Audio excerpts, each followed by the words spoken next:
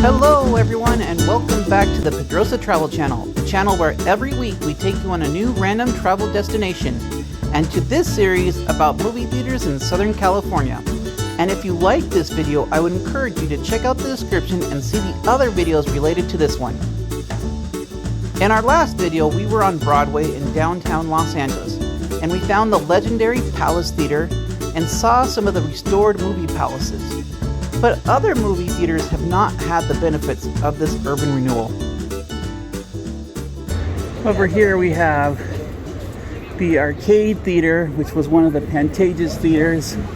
We have the Cameo Theater and the Roxy Theater.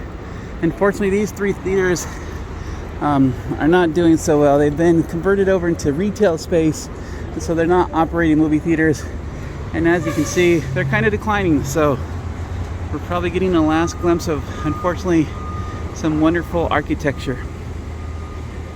Now, I've talked about a decline here on Broadway on the movie theaters and the vaudeville and the production, and that definitely happened here on Broadway here in Los Angeles because there was a decline. That decline started in the 40s, basically, because of World War II. But another place did open up, and I think we should go there right now because it's probably the place that you most think of when you think about movie theaters. So why don't we go back onto the metro and look for that place right now.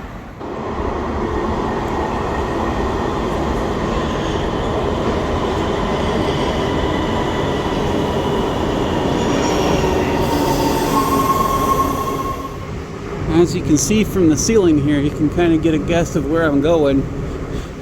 Yeah, that's right, we're at the Hollywood and Vine metro station, and yeah, this is the area that changed Broadway to Hollywood. Hollywood is what changed Broadway. So all the movie theaters moved over to Hollywood.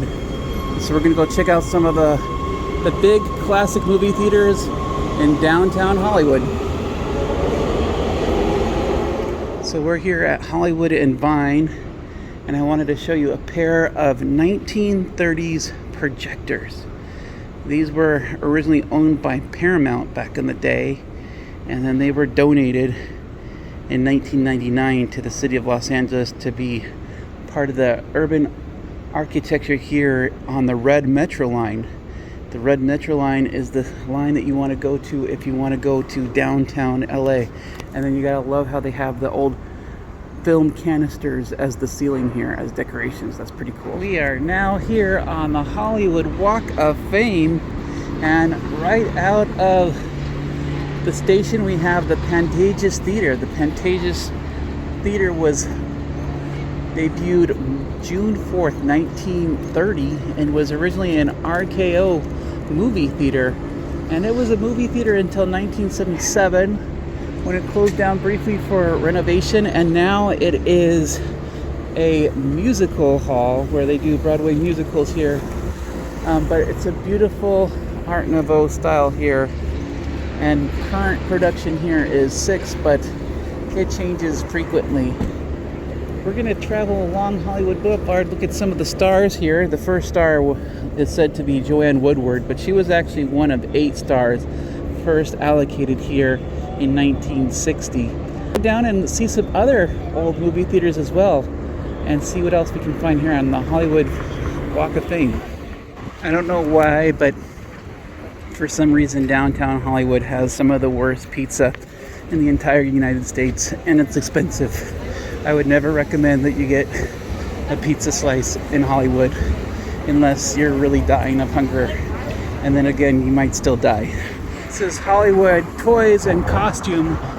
This store right here is known for some of the best custom wigs in Hollywood. It's a wonderful building here, but any type of costume you want you can check out here. It's always open, and they'll make any type of wig you want here at the Hollywood Toys and Costume Shop.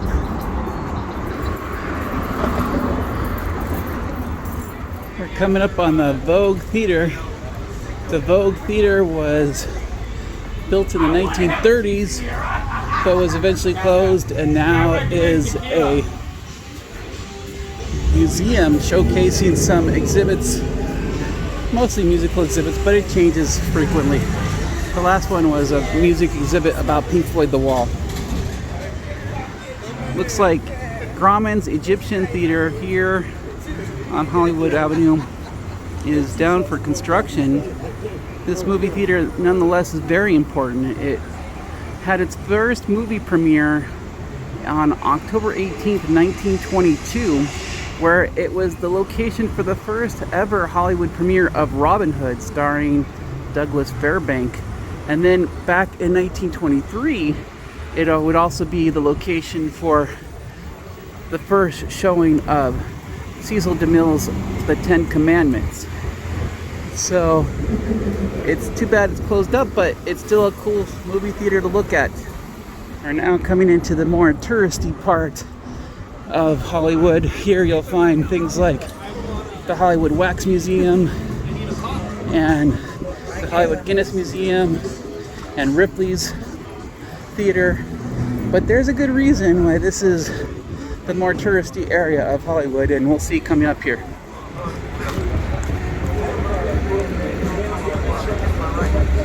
We're here in front of the El Capitan Theater. The El Capitan Theater was first debuted on May 3rd, 1926, and it was dubbed Hollywood's first home of the spoken drama. This movie theater is important because in 1941, the El Capitan Theater was converted from a playhouse to a movie theater, and on May 8th, 1941 was where they first premiered the movie Citizen Kane.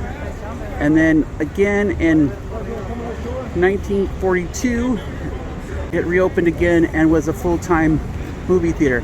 It went down a little bit as time goes on, like a lot of theaters do, but in 1989, the Walt Disney Company joined forces with the Pacific Theaters, and they launched a 2-year renovation project on this theater.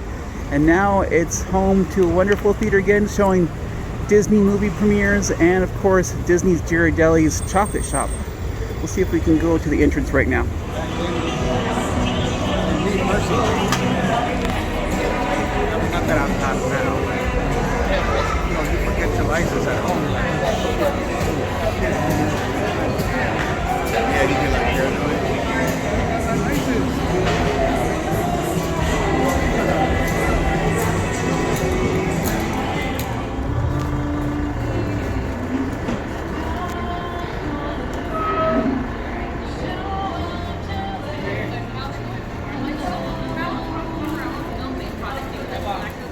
Next to the El Capitan Theater is the Jimmy Kimmel Live Studios, where they do the show.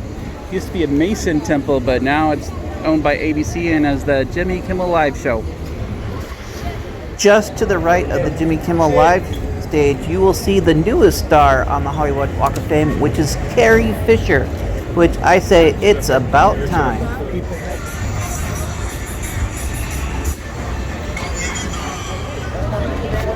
Even though this theater has had lots of names, this one should be pretty famous, although it might not be so recognizable because it doesn't have the red carpet.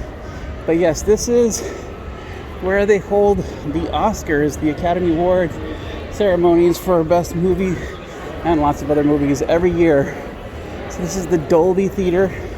Usually you don't see the stores. It's actually kind of a mall.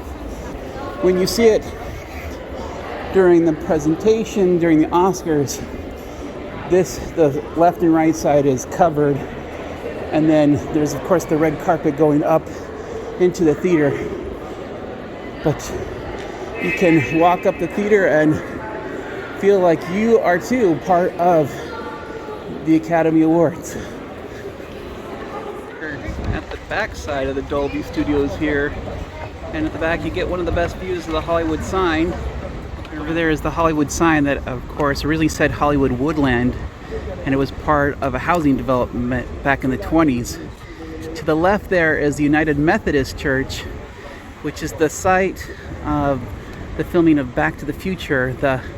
In the auditorium there in that church is where they filmed the Under the Sea dance part of Back to the future. Went and got some Ben & Jerry's ice cream. I'm a big Ben & Jerry's fan. It's not really a California thing, but it's really good. Always enjoyed a good scoop of Ben & Jerry's ice cream. So the last place I wanted to take you was here. Of course, probably the most famous, the Sis Grauman's Chinese Theater, which is a Hollywood icon. The original Chinese theater, and of course where you can find all the handprints and all the shoe prints of all your favorite stars here.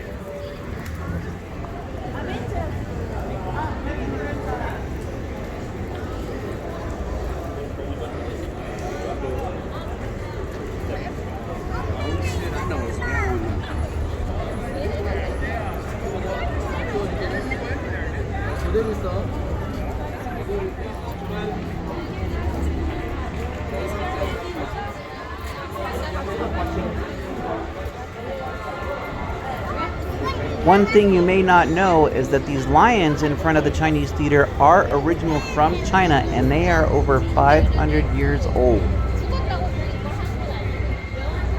We are back at the train station here at Union's train station. Hope you enjoyed this video. If you did, please give it a big thumbs up. Consider subscribing if you're not already subscribed. And thank you again for traveling with us on PedrozaTravel Adventures, where every week you'll get a new travel adventure. Thank you for coming along, and we'll see you on the next one.